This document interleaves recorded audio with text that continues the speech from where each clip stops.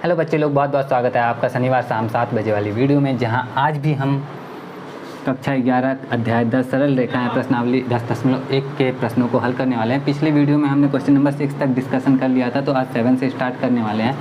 Question क्या है मैं पढ़ के बताता हूँ शुरू से।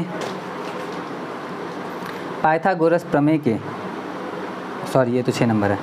उस रेखा का समीकरण ज्ञात कीजिए जो y अक्ष की धन दिशा से वामावर्त मापा गया 30 डिग्री का कोण बनाता है। क्वेश्चन समझना इंपॉर्टेंट होता है पहले तो, और यहाँ पे समीकरण जो है, समीकरण की जगह प्रवणता होनी चाहिए, क्योंकि सिर्फ अगर थीटा मालूम रहेगा, थीटा अगर मालूम हो, सिर्फ थीटा अगर मालूम हो तो प्रवणता ज्ञात कर सकते हैं, समीकरण नहीं ज्ञात कर सकते। ठीक है, समीकरण के लिए कुछ और भी हमें मिलना चाहिए। तो आगे बढ़ते हैं, इसको समझाने की कोशिश करता हूँ। क्या है हमारा ये कि उस रेखा का समीकरण ज्ञात कीजिए जो y अक्ष की धन दिशा से वामावर्त मापा गया 30 डिग्री का कोण बनाती है। समझो, चित्र बना के समझाने की कोशिश करता हूँ। ये y अक्ष और ये x अक्ष, y अक्ष की धन दिशा, ठीक है। अब यहाँ पे इस तरह से बना देते हैं।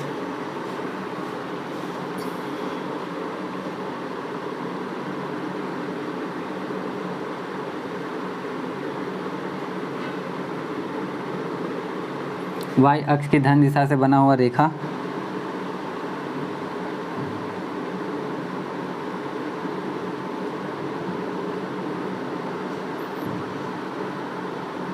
y अक्ष की धन दिशा से वामावर्त मापा गया 30 डिग्री का कोण बनाती है। वामावर्त वामावर्त वामावर्त, तो वामावर्त मतलब हो गया हमारा y अक्षीय, इसके वाम। देखो दो पक्ष होते हैं, एक हम LHS RHS बोलते हैं ना, LHS RHS। पॉलिटिक्स में जाके लेफ़्ट विंग और राइट विंग बोलते हैं, और उन्हीं को कुछ लेफ़्ट वाले साइड को लेफ़्ट मतलब लेफ़्ट विंग राइट विंग के अलावा एक और बोला जाता है वामपंथी बोला जाता है हिंदी में। तो वाम मतलब समझ लो LHS मतलब लेफ़्ट हैंड वाला, बाईं तरफ। तो y अक्ष के बाईं तरफ जो कोण बन रहा है वो है 30 डिग्री यहाँ पे, ठीक है। ये x अक्ष, ये y अक्ष, और ये रेखा y अक्ष के धन दिशा में, मतलब अगर यहाँ से ऊपर है तो धन दिशा, नीचे है तो ऋण दिशा में वामावर्त मापा गया कोण जो है वो 30 डिग्री है।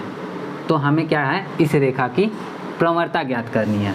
तो अब यहाँ से हम कैलकुलेट करने की कोशिश करें तो इस रेखा की प्रवणता कैसे ज्ञात करते हैं। देखो किसी भी रेखा की जो प्रवणता है ना, रेखा की जो ढाल है वो इस बात पे नहीं, मतलब अगर रेखा यहाँ पे इस तरह से बना हुआ है तो इस रेखा की ढाल कैसे निकालते हैं। तो इस रेखा को हम धीरे धीरे क्या करते हैं, आगे बढ़ाते हैं, आगे बढ़ाते हैं, आगे बढ़ाते हैं, और ये जहाँ पे भी x अक्ष पे मिलता है तो x अक्ष के इस दिशा से जितने डिग्री का कोण बनाता है, मान लो ये थीटा कोण बना रहा है, तो हम tan थीटा रखेंगे, tan थीटा लिखेंगे, और tan थीटा का जितना भी वैल्यू आएगा वही इसका क्या होगा, हमारा इस रेखा का ढाल होगा। अगर रेखा मान लो इस तरह से है, ठीक है, तो इस तरह से है तो देखेंगे धीरे धीरे आगे बढ़ा के ये कहाँ पे जाके, तो कहीं ना कहीं जाके ये इससे मिलता है। तो जहाँ पे भी ये मिलता है तो उसके साथ में देखते हैं कितना डिग्री का कोण बना रहा है, थीटा बना रहा है, तो इसके इस रेखा की जो ढाल थी वो फिर से क्या हो जाएगी, tan थीटा हो जाएगी। अब आप लोग बोल सकते हो कि अगर मान लो कोई रेखा ऐसे है, तो ऐसे है तो ये 90 डिग्री का कोण बनाएगी, तो tan 90 डिग्री इसका जो प्रवणता हो जाएगा वो tan 90 हो जाएगा। अब आप लोग बोलोगे कि कोई रेखा ऐसे है जो कभी मिल ही नहीं रही है, तो मिल ही नहीं रही है तो फिर क्या हो जाएगा, तो उस रेखा की ढाल क्या ही रहेगी, तुम ही बताओ ना। x अक्ष के समांतर रेखा की ढाल क्या होगी, तो जो कोण ही नहीं बना रहा, जो कोण ही नहीं बना रहा, 0 डिग्री का कोण बना रहा है, ठीक है, तो tan 0 लिख देंगे। उसका क्या आएगा, tan 0 क्या होता है भाई हमारा, sin 0 जो होता है वो 0, और cos 0 जो होता है वो 1, तो 0 आ जाएगा हमारा प्रवणता, उस रेखा की प्रवणता 0 हो जाएगी। ठीक है, सिंपल। तो आगे समझते हैं यहाँ पे कि इस रेखा की प्रवणता क्या होगी जो y अक्ष के धन दिशा से वामावर्त 30 डिग्री का कोण मापता है। तो हम इस 30 के भरोसे tan 30 लिख के डायरेक्ट इसका आंसर नहीं कर सकते हैं। हमें क्या करना पड़ेगा कि इस रेखा को आगे बढ़ाते तो यहाँ पे x अक्ष के साथ थीटा डिग्री का कोण तो ये बना रहा होगा, तो इस थीटा का वैल्यू पता करेंगे और उसके बाद tan थीटा रख के हम क्या करेंगे, इस रेखा का वो प्रवणता निकालेंगे। तो समझ लो इसको कैसे निकाल सकते हैं हम लोग। देख रहे हैं यह जो है मूल बिंदु पे बना कोण जो होता है, x अक्ष और y अक्ष द्वारा मूल बिंदु पे जो बना कोण होता है वो होता है 90 डिग्री। अब हम जानते हैं कि ये वाला जो है इस वाले के बराबर होगा, इनका नाम भी रख दे क्या? चलो इनका नाम भी रख देते। देखो मैं पूरा सॉल्यूशन लिख के नहीं बता रहा कि कैसे कैसे खोना है, मैं बस समझा रहा हूँ यहाँ पे कि नाम रख देते हैं। अगर ए बी, ये तो ओ रहेगा ना, तो इसका ओ ही नाम रखते हैं और इसका नाम भी रख लेते हैं, ठीक है। तो त्रिभुज ए ओ बी को देखते हैं हम लोग। तो ए जो है, ए पे 2 कोण बन रहा है, ये 30 डिग्री है तो ये भी 30 डिग्री होगा। क्यों ये 30 डिग्री होगा? क्योंकि दोनों, आपको पता है ना शीर्षाभिमुख कोण क्या होते हैं। जैसे मान लो कि ये मेरे पास एक पेन है, एक मार्कर है, तो अगर मैं इन दोनों को इस तरह रखता हूँ तो इन दोनों के आमने सामने कोण बन रहे हैं, 4 कोण बन रहे हैं यहाँ पे। अब ऊपर वाला कोण नीचे वाले के कोण हमेशा बराबर रहता है। कैसे? इसको देखो, ऊपर वाला कम कर रहा हूँ तो नीचे वाला भी कम हो रहा है, और दाएँ वाला बढ़ रहा है तो बाएँ वाला भी बढ़ रहा है।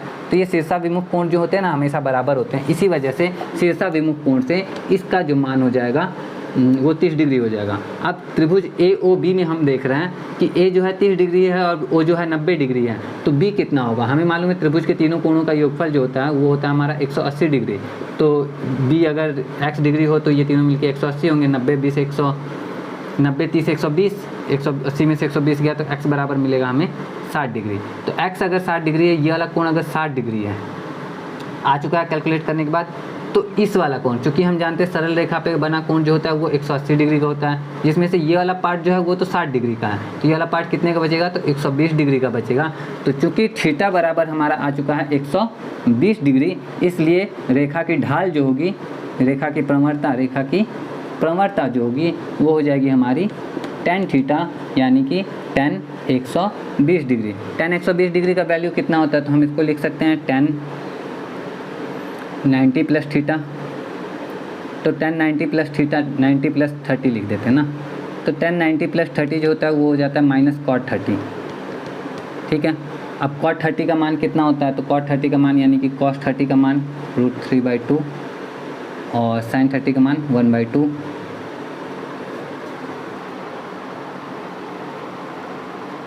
cot 30 का मान यही होता है क्या? 2 से 2 कट गया और हमारी रेखा की जो प्रवणता आई -√3। बड़ा ही अजीब सा लग रहा है, लेकिन ठीक है, यही हमारा आंसर होगा। इस रेखा की प्रवणता -√3। एक बार फिर से चेक कर लेता हूँ ना। tan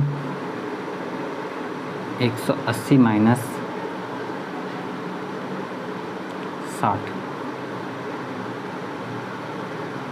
साइन कॉस सेक और कॉसेक, तो tan माइनस tan 60 साइन 60।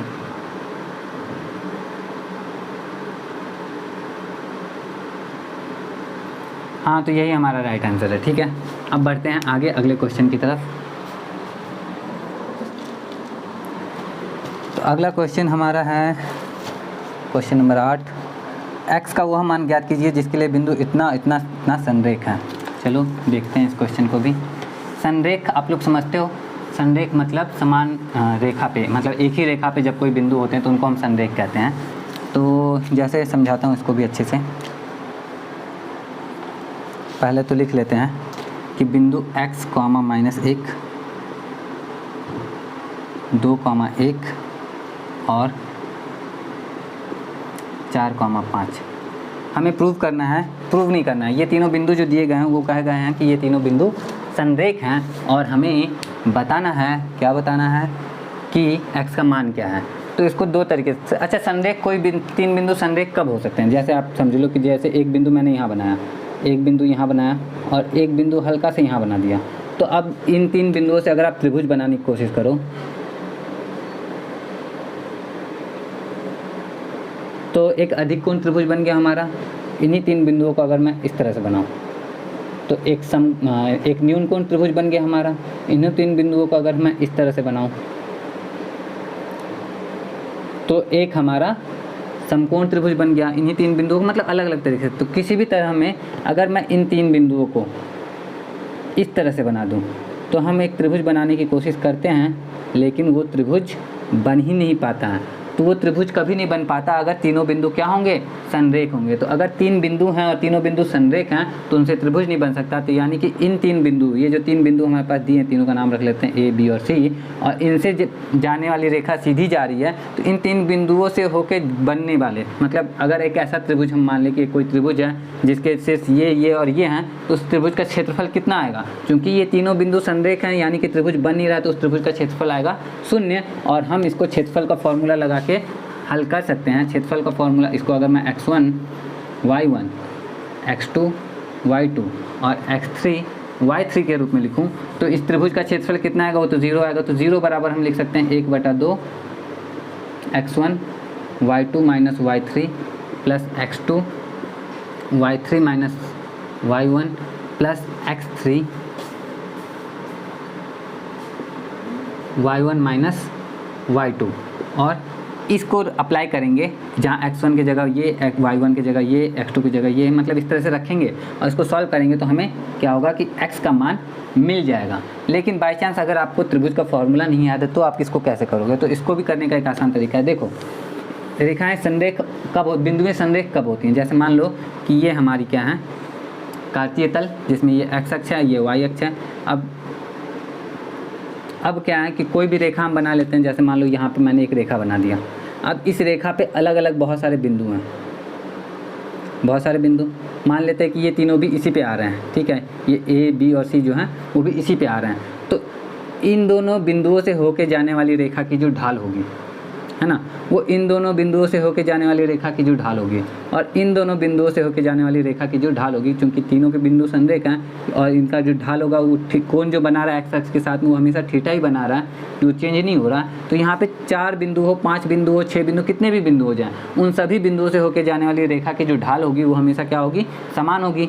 तो इसी वजह, क्योंकि वो बिंदु क्या हैं, आपस में संरेख हैं। तो जब A, B और C बिंदु संरेख हैं आपस में, तो संरेख हैं तो इनसे होके जाने वाली रेखा की जो ढाल होगी वो भी क्या होगी, बराबर होगी। तो इस वजह से हम जानते हैं कि AB की जो ढाल होगी, AB की ढाल वो BC की ढाल के बराबर होगी। तो AB की ढाल का मतलब 2 बिंदुओं से होके जाने वाली रेखा की ढाल क्या होती है, वो होती है y2 minus y1 upon x2 minus x1, और ये बराबर होगा हमारा इसके। तो इसमें लिख लेते हैं हम y3, हालांकि फार्मूला तो y2 माइनस y1 का ही होता है, लेकिन हम यहाँ पे इसमें से इसको माइनस करके लिख रहे हैं, तो y3 और y2 यूज़ कर ले रहे हैं, y और x3 माइनस x2। अब इसको हल करेंगे हम लोग तो हमारा x का मान निकल के आएगा। चलो हल करने की कोशिश करते हैं। तो y2 में से y1 गया, यानी कि 1 में से माइनस 1 गया, तो हो गया 2, 1 प्लस 1 बटा 2 माइनस x बराबर 5 में से गया 4 बटा में 4 में से 2 गया 2, कट गया 2 आया। आगे इसको हल करते हैं हम लोग। तो 2 बटा 2 माइनस x बराबर 2, तो 2 से 2 कट गया, बचा 1 बराबर 2 माइनस x, और x बराबर आ गया हमारा 2 माइनस 1, तो x बराबर हो गया हमारा 1। आंसर बड़ा ही सिंपली वे में आंसर आ गया हमारा 1। पता नहीं, अब सॉल्व करने पे आया तो सही होगा। तो ये हमारा इस तरह से सॉल्यूशन होता है। x का मान हमारा निकल गया, x का मान कितना होगा, 1। इसको चेक भी कर सकते हो आप लोग, इन दोनों बिंदुओं से होकर जाने वाली रेखा की ढाल, तो आपको मिलेगा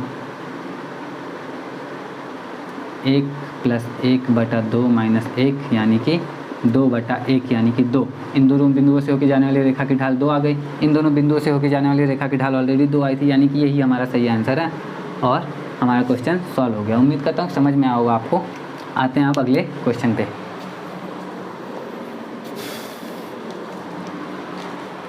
तो अगला क्वेश्चन हमारा क्वेश्चन नंबर 9। बोला गया है इसमें, दूरी सूत्र का प्रयोग किए बिना दिखलाइए कि बिंदु ये और ये समांतर चतुर्भुज के शीर्ष हैं। बहुत सही, चलो समझते हैं इसको। समांतर चतुर्भुज आपको पता है किसको कहते हैं, आई होप पता ही होगा। चलो समझते हैं इसको। कुछ बिंदु दिए गए हमारे पास में, पहले समांतर चतुर्भुज बना लेता हूँ मैं।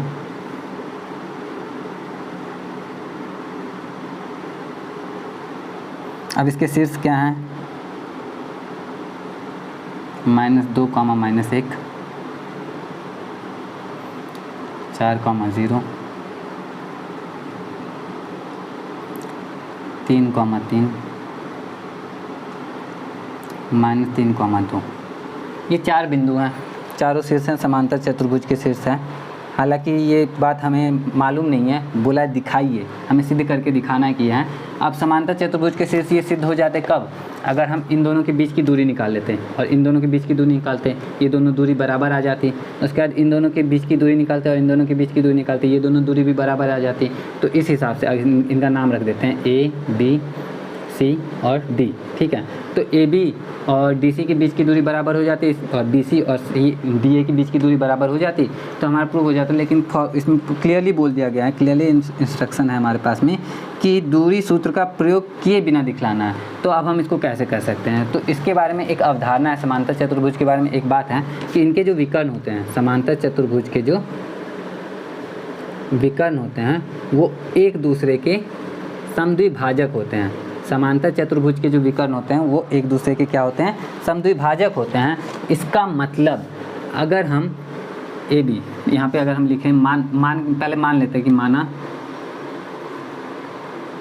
ABCD एक समांतर चतुर्भुज है जहाँ A के निर्देशांक A -2, -1, फिर B 4,0,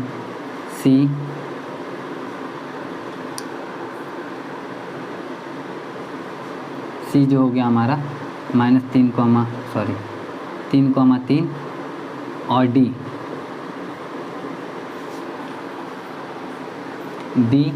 -3,2 किसी चतुर्भुज के शीर्ष हैं। क्या है? किसी चतुर्भुज के शीर्ष हैं। तो अगर ये किसी चतुर्भुज के शीर्ष हैं तो विकर्ण AC का मध्य बिंदु, AC का मध्य बिंदु।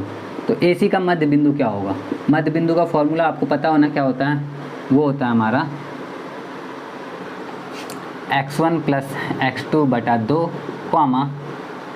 y1 + y2 बटा 2। AC का मध्य बिंदु ये आ रहा है हमारा। अब x1 क्या है? दोनों में से किसी को भी x1 मान सकते हैं। तो -2 + 3 हो जाएगा हमारा 1 बटा -1 + 3 ये हो जाएगा 2। तो 1/2 अब सॉरी गड़बड़ कर दिया। क्या है? इन दोनों का मध्य बिंदु का फॉर्मूला हम लगाते हैं -2 + 3 बटा 2, -1 + 3 बटा 2। ये आ गया हमारा मध्य बिंदु किसका? AC का मध्य बिंदु, विकर्ण AC का मध्य बिंदु। इसको कैलकुलेट करते तो हमें मिलता है 1/2, 2/2 यानी कि 1। ये आ गया हमारा AC का मध्य बिंदु। तो जब AC का मध्य बिंदु आया तो BD का भी मध्य बिंदु निकालते हैं। तो BD का मध्य बिंदु देखते हैं हम, BD का मध्य बिंदु। तो BD का मध्य बिंदु क्या होगा हमारा? BD के मध्य बिंदु के लिए भी सेम फार्मूला लगाएंगे। तो x1 की जगह 4, x2 की जगह 3, तो 4 और 3 जोड़ेंगे -3, तो आएगा 1/2 और उसके बाद 0 और 2 को जोड़ेंगे और 2 से भाग देंगे तो फिर 1। तो BD का मध्य बिंदु भी यही है और AC का भी मध्य बिंदु यही है। इसका मतलब कि चूँकि AC का मध्य बिंदु और BD का मध्य बिंदु समान है, अतः हम कह सकते हैं कि AC और BD एक दूसरे को समद्विभाजित करते हैं। और चूँकि AC और BD हमारे चतुर्भुज ABCD के विकर्ण हैं और ABCD के विकर्ण एक दूसरे को समद्विभाजित कर रहे हैं, इसका मतलब है कि ABCD जो है एक समांतर चतुर्भुज है। बस इतनी सी बात है, आराम से इसको लिख लेना और हमारा मतलब हो गया, हमारा काम हो गया। इतना ही काम था हमारा, ठीक है। इसको लिखना पड़ेगा बस, एग्ज़ाम में अगर क्वेश्चन इस तरह से आते हैं तो आपको लिखना पड़ेगा। बाकी अब आते हैं हम अगले क्वेश्चन की तरफ। देख ले कितना देर हो गया भाई, अच्छा खासा देर हो रहा है। चलो कोई बात नहीं, कुछ क्वेश्चन है जल्दी जल्दी ख़त्म करते हैं। 9 नंबर का क्वेश्चन, सॉरी ये 8 नंबर का था क्या? ये 8 नंबर नहीं, ये 9 नंबर का ही तो था यार। 9 को 8, अच्छा कोई बात नहीं। आप 10 नंबर का क्वेश्चन देख लो।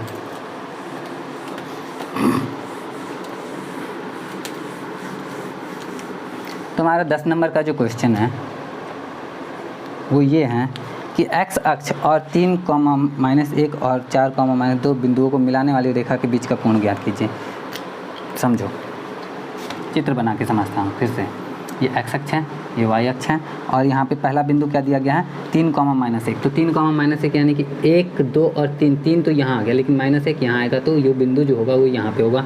ये बिंदु है हमारा 3 -1, ठीक है। दूसरा बिंदु क्या दिया गया है, 4 -2। 4 -2, 3 के बाद यही रहा 4 और -2 यानी कि ये, यानी कि बिंदु आ गया हमारा यहाँ पे। कहाँ बिंदु बना दिया यार, यहाँ पे। तो यह है 3 -2 और यह है 3 -1 और यह 4 -2। अब ये दोनों बिंदु हैं हमारे पास में, इन दोनों को बिंदुओं को मिलाते हैं और आगे बढ़ाते हैं। आगे क्यों बढ़ा रहे हैं, क्योंकि एक्स अक्ष के साथ इसका कोण पूछ रहा है, तो हमें तो बताना तो यही पड़ेगा ना कि ये थीटा क्या है हमारा, ठीक है। आगे देखो, तो ये दो बिंदु से होके जाने वाली रेखा एक्स अक्ष के साथ कौन सा कोण बना रही है, ये हमसे पूछा जा रहा है। 1 मिनट में बता देते हैं यार, देखो बहुत आसान है।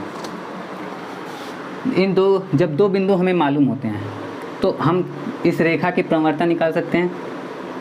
इस तरह से लिखेंगे, बिंदु 3 -1 और 4 -2 से होकर जाने वाली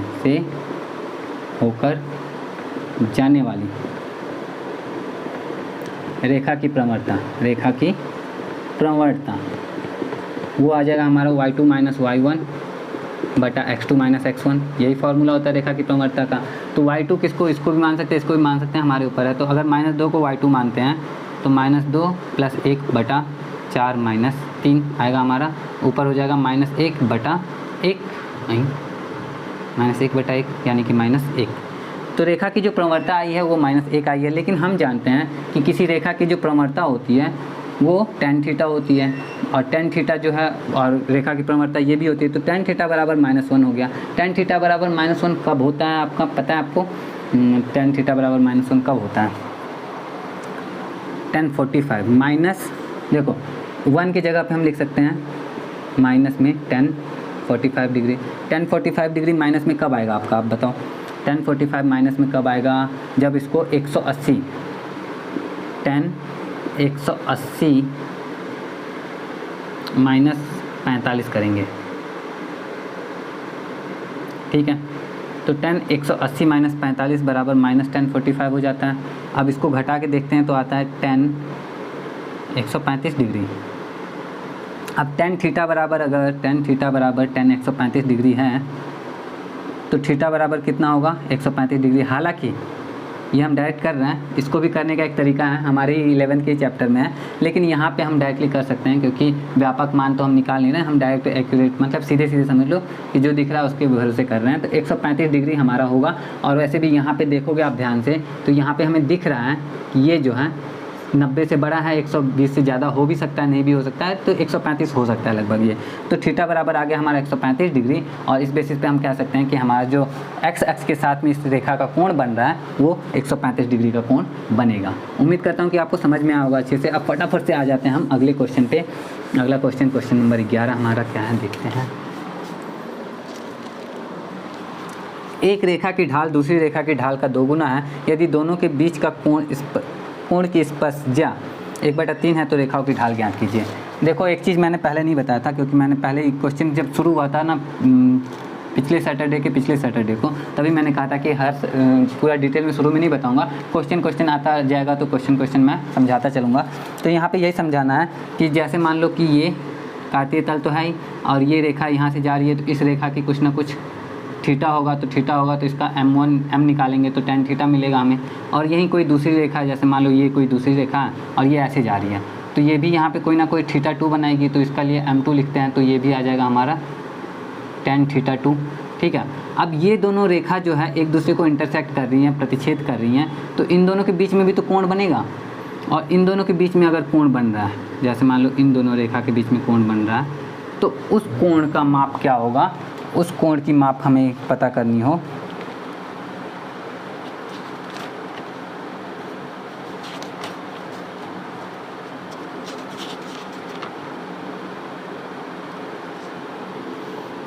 ये वाला कोण होता है।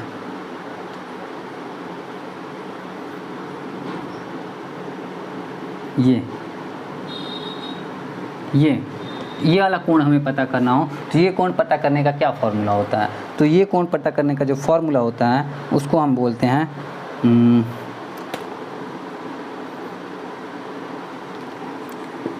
tan थीटा बराबर m1 माइनस m2 बटा 1 प्लस m1 इंटू m2।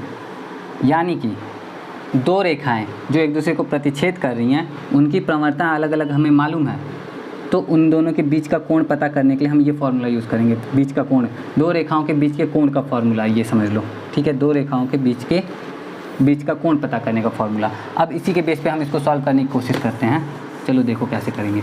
सबसे पहली चीज़ दी गई है क्वेश्चन में हमारा कि एक रेखा की ढाल दूसरी रेखा का ढाल का 2 गुना है। माना पहली रेखा की ढाल, माना पहली रेखा की ढाल m, जो दूसरी रेखा की जो ढाल हो जाएगी वो हो जाएगी 2m, ठीक है। माना नहीं तो दूसरी रेखा की ढाल 2m हो जाएगी। क्यों हो जाएगी 2m? क्योंकि 2 गुना है, ये तो कहा ही गया है ना हमें, ठीक है। अब बढ़ते हैं आगे। बोला गया है कि यदि दोनों के बीच के कोण की स्पर्शज्या, अब इन दोनों रेखाओं के बीच के कोण की जो स्पर्शज्या है यानी कि tan थीटा जो है वो है, स्पर्शज्या को टेंजेंट बोलते हैं, तो वो है 1/3, ठीक है, ठीक है। तो रेखाओं की ढाल ज्ञात कीजिए। तो m और 2m हमें ज्ञात करना है। चलो ज्ञात कर लेते हैं। tan थीटा बराबर हमें दिया हुआ है, ये रखते हैं हम लोग इसको। तो tan थीटा की जगह पे 1/3 और ये मोड में दिया हुआ है। मोड में क्यों दिया हुआ पता रहता है ना, क्योंकि माइनस में अगर कुछ आए तो प्लस में हो जाए। अब माइनस में वाली चीज़ को हम प्लस में क्यों करेंगे भला? क्योंकि ढाल ये क्या था, tan थीटा तो हमारा माइनस में भी तो आया ही है ना, तो हम इसको प्लस में इसलिए करें क्योंकि यहाँ पे ये प्लस में दिया, और अगर यहाँ मोड नहीं लगाएंगे तो ये प्लस में नहीं आएगा। यहाँ पे तो प्लस में ही दिया हुआ ना, इसलिए tan थीटा बराबर मोड में रखा गया। तो m1 माइनस m2, m1 की जगह पे अगर m रखें और m2 की जगह पे 2m रखें, बटा में 1 plus m1 into m into 2m। चलो हल करें इसको। अब m में से 2m गया तो 1m बचा माइनस में, और माइनस मोड की वजह से कैंसिल हो गया, तो बचा हमारा 1/3 बराबर m बटा 1 प्लस 2m स्क्वायर। अब क्रॉस मल्टीप्लाई करते हैं दोनों का, तो 1 प्लस 2m स्क्वायर बराबर 3m, और इस तरह से हमें एक द्विघात समीकरण मिल गया 2m square minus 3m plus 1। अब इस द्विघात समीकरण को मध्यपद विच्छेद करके हल करने की कोशिश करेंगे तो बड़ी ही आसानी से ये हल हो जाएगा। 2m square minus 2m minus m plus 1, 2 common, 2m common, तो m माइनस 1 कॉमन, तो m माइनस 1, और ये बचा हमारा 2m माइनस 1 और m माइनस 1 बराबर 0, तो भूल ही गया सब में। अब चूँकि इन दोनों का गुना होने पे 0 आ रहा है, तो हो सकता है कि ये वाला पार्ट 0 हो। तो अगर ये वाला पार्ट 0 हो तो m बराबर 1/2 आ जाएगा, और अगर ये वाला पार्ट 0 हो तो m बराबर हमारा 1 हो जाएगा। तो अगर m बराबर 1/2 है, m बराबर अगर 1/2 है तो दूसरी रेखा की जो ढाल होगी वो 1 होगी, क्योंकि इसका 2 गुना है। और अगर ये 1 है तो दूसरी रेखा की ढाल 2 हो जाएगी, सिंपल। तो दोनों रेखाओं की जो ढाल हमसे पूछा गया है वो 1/2 और 1 हो सकता है, या फिर 1 और 2 हो सकता है। सिंपल है बहुत। इस तरह से हमारा ये क्वेश्चन, अच्छा सिंपल क्या है, ये तो m का ही मान आया है ना, ये तो m का ही मान आया, यानी कि पहली रेखा की ढाल जो है वो 1/, अच्छा ये भी तो m ही है। तो हाँ वही बात है कि रेखाओं की जो ढाल होगी वो क्रमशः 1/2 और 1 हो सकती है, या 1 और 2 भी हो सकती है, ठीक है। तो इस तरह से हमारा ये क्वेश्चन भी सॉल्व हो गया। आते हैं जल्दी जल्दी से दूसरे क्वेश्चन की तरफ, क्वेश्चन नंबर 12। तो देखें क्वेश्चन नंबर 12 क्या है।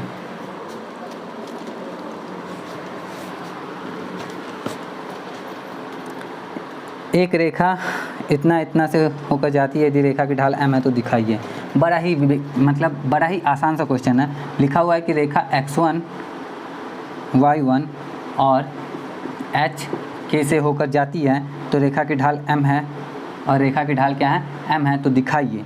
हम जानते हैं कि हम क्या जानते हैं कि किसी रेखा की जो ढाल होती है, रेखा की ढाल दो बिंदुओं से होकर अगर रेखा जा रही है तो रेखा की जो ढाल हो जाएगी वो हो जाएगी y2 माइनस y1 बटा x2 माइनस x1। रेखा की ढाल m हमें दिया हुआ है, y2 की जगह पे k है तो k माइनस y1 बटा h माइनस x1। अब इसी को बोला गया सिद्ध करके दिखाइए, तो दिखाना क्या है भाई, ये तो हो गया, इसी को इधर ले आएंगे तो m गुणे h माइनस x1 बराबर k माइनस y1 प्रूव्ड। तो सिद्ध हो गया, इसमें कुछ था नहीं है, बस समझने वाला था, समझ में आ गया होगा मेरे ख्याल से आपको। आते हैं फटाफट अगले क्वेश्चन पे, क्वेश्चन नंबर 13। तो क्वेश्चन नंबर 13, यदि 3 बिंदु इतना इतना इतना पर एक रेखा पर है तो दिखाइए ये बराबर है। तो 3 बिंदु क्या है, एक रेखा पे, एक रेखा पे होने का मतलब हो गया कि संरेख है। बिंदु कौन कौन से हैं, तो बिंदु हैं हमारे h, 0, a, b और 0, k। ये तीनों बिंदु बोले गए हैं क्या हैं, संरेख हैं। तो हमें सिद्ध करके दिखाना है कि a बटा h प्लस b बटा k बराबर 1, ये हमें सिद्ध करके दिखाना है। तो जब 3 बिंदुएं संरेख होती हैं तो मान लेते हैं कि ये a, b और c तीनों बिंदु के निर्देशांक दिए हैं, और अगर ये तीनों बिंदु संरेख हैं, अगर बिंदु a, b, c संरेख हैं तो इनकी जो प्रवणता होगी, इनकी जो ढाल होगी वो भी क्या होगी, बराबर होगी। तो a b की ढाल जो होगी वो बराबर होगी bc की ढाल के। और एक और चीज़ इसमें लिख सकते हैं कि BC की ढाल बराबर होगी CA की ढाल की, है ना, क्योंकि CA का भी ज़रूरत पड़ने पे यूज़ तो करेंगे ही ना हम। तो AB की ढाल क्या होगी, तो AB की ढाल के लिए हमको लिखना, मतलब इसको लिख लेते हैं x1 y1 x2 y2 और x3 y3। तो AB की ढाल यानी कि y2 माइनस y1 यानी कि B में से 0 गया B बटा a माइनस h बराबर BC की ढाल के लिए K में से B गया बटा 0 में से A गया, और CA की ढाल के लिए K में से 0 गया बटा 0 में से H गया। ठीक है, कोई दो ले लेके पहले इन दोनों को लेके देखते हैं, अभी इसको रहने देते हैं, अगर ज़रूरत पड़ेगी तो लेंगे, नहीं तो अभी रहने देते हैं। अभी इसको हल करने की कोशिश करते हैं। हमें मिलता है B बटा A माइनस H बराबर K माइनस B बटा माइनस A, क्रॉस मल्टीप्लाई करते हैं तो हमें मिलेगा माइनस में AB बराबर AK minus AB minus KH plus BH। ठीक है, AB माइनस में इधर भी है, AB माइनस में इधर भी है, दोनों कैंसिल हो गया हमारा। बचा कि हमें खिलाना क्या है, KH जो है माइनस में, उसको इधर ले आते हैं तो हमें मिलता है AK प्लस BH बराबर KH। ठीक, अब देखो इतना हो गया ना। अगर KH इधर क्या है, गुना में है, इधर आके भाग में हो जाएगा, या फिर दोनों पक्षों में अगर हम KH से भाग दे दें तो दोनों पक्षों में KH से भाग देंगे तो AK बटा KH प्लस BH बटा KH बराबर KH हो जाएगा। अब H से H KH बटा KH हो जाएगा, क्योंकि दोनों पक्षों में KH से भाग दे रहा है ना। तो इधर तो KH से KH कट के 1 हो जाएगा, इधर H से H कट जाएगा, इधर K से K कट जाएगा, बचेगा हमारा A बटा H प्लस B बटा K बराबर 1, और ये हमारा क्या हो गया, प्रूव हो गया। तो इस तरह से हमने क्वेश्चन नंबर 13 को भी कर लिया। अब आते हैं अपने लास्ट क्वेश्चन नंबर 14 की तरफ। तो क्वेश्चन नंबर 14 में एक चित्र भी है, आपको चित्र भी दिख रहा होगा और क्वेश्चन भी दिख रहा होगा। समझते हैं इस क्वेश्चन को, चित्र बना के भी मैं समझाने की कोशिश करूँगा, या फिर बिना बनाए बताता हूँ। चित्र आपको दिख रहा है ना कि जिस तरह से A और B दो बिंदु दिख रहे हैं। A जो है 1985 का दिखा रहा है, जहाँ पे जनसंख्या जो है 92 करोड़ है, और 1995 की जो जनसंख्या है वो 97 करोड़ है। और इसी बेसिस पे हमें क्या है 2010 की जो जनसंख्या है वो कैलकुलेट करनी है। तो अगर हम A बिंदु को देखते हैं तो दो बिंदु के निर्देशांक 1985 और 92 है, 92 हैं, और B के जो निर्देशांक हैं वो 1995 और 97 हैं। तो इसी तरह से 2010 अगर लेते हैं तो हम इस तरह से क्या कर रहे हैं यहाँ पे कि इस तरह से A का जो निर्देशांक है वो आ गया हमारा 1985 92, B के निर्देशांक 1995 और 97 और सी के निर्देशांक जो होंगे वो हमारा 2010 की बात पूछ रहा है और इसका मालूम नहीं है हमें, तो हम इसको y मान लेते हैं, जनसंख्या y क्यों माना, क्योंकि y अक्ष दूसरा वाला बिंदु जो कोऑर्डिनेट होता है y का, y एक्सिस का होता है ना, तो इस वजह से। तो अब हम इसकी जनसंख्या कैलकुलेट कैसे करेंगे, तो हम देख रहे हैं कि ये तीनों बिंदु क्या हैं, ये तीनों बिंदु भी संरेख हैं। तो जब तीनों बिंदु संरेख हैं तो संरेख बिंदुओं के लिए क्या नियम होता है कि इनकी जो ढाल होगी वो की भी क्या होगी, वो भी बराबर होगी। तो ए बी की जो ढाल होगी, ए बी की ढाल वो कैप्टन अमेरिका की ढाल के बराबर होगी ना, ए बी की ढाल बी सी की ढाल के बराबर होगी। तो ए बी की ढाल बराबर बी सी की ढाल, थोड़ा सा लिखते हैं इधर से, ए बी की ढाल बराबर बी सी की ढाल। अब ए बी की ढाल x1 y1 x2 y2 x3 और ये y। तो ए बी की जो ढाल है वो तो 1900 सीधे सीधे ढाल क्या होता है, y2 माइनस y1 बटा x2 माइनस x1 बराबर बी सी की ढाल y3 माइनस y2, y3 तो है ही नहीं, y minus y2, y3 minus y2 लिखते हैं, और x3 माइनस x2। अब y2 के जगह पे क्या है हमारा 97 और इधर 92, तो 97 में से 92 माइनस करते हैं और 1995 में से 1985 माइनस करते हैं, बराबर आएगा किसके, y में से 97 माइनस करते हैं और 2010 में से 1995 माइनस करते हैं। अब इसी को कैलकुलेट करेंगे और y का मान हमें क्या मिलेगा, कुछ ना कुछ तो मिल ही जाएगा। तो चलो कैलकुलेट करते हैं और मान निकालते हैं। 97 में से 92 गया तो 5 बटा 1995 में 5 बटा 10 बराबर 5 से 10 को काट ही दो, 2 आ जाएगा नीचे में, बराबर y माइनस 97 बटा 2010 में से 1995 गया तो 10 5 15, ठीक है। अब क्रॉस मल्टीप्लाई करते हैं तो 15 बराबर 2y माइनस 97 दूना 7 दूना 14 4 हासिल 1 9 दूना 18 19 194 प्लस में है तो इधर आके आ जाएगा माइनस में, तो माइनस में ले आओ भाई इसको, इधर माइनस में है तो इधर आके प्लस में हो जाएगा। तो 15 प्लस 194 बराबर 2y, तो y बराबर हो जाएगा हमारा 5 4 9 9 1 10 का 0 हासिल 1 2 1 3 3 नहीं होना चाहिए था, अब 194 209 बटा 2 काटते हैं इसको तो 2 का 2 0 4.5, तो y बराबर 104.5 आया है, यानी कि 2010 की जो जनसंख्या होगी वो 104.5 करोड़ होगी और ये हमारा राइट आंसर हो जाएगा। और इस तरह से हमारा 10.1 ख़त्म हो गया पूरा, और 10.2 है मतलब 10.2 जो है वो स्टार्ट करने वाले हम नेक्स्ट सैटरडे को। तो उसके लिए अपडेटेड रहना हो, वीडियो अच्छा लगा हो तो इसको लाइक कर लेना, उसके लिए अपडेटेड रहना हो तो चैनल को सब्सक्राइब कर लेना। मैं मिलता हूँ आपसे नेक्स्ट वीडियो में। नेक्स्ट वीडियो तो आती रहती है ऐसे, लेकिन ये जो क्लास 11th वाली वीडियो है सिर्फ सैटरडे को ही आती है। तो मैं मिलता हूँ आपसे नेक्स्ट वीक, तब तक के लिए जय हिंद, वंदे मातरम।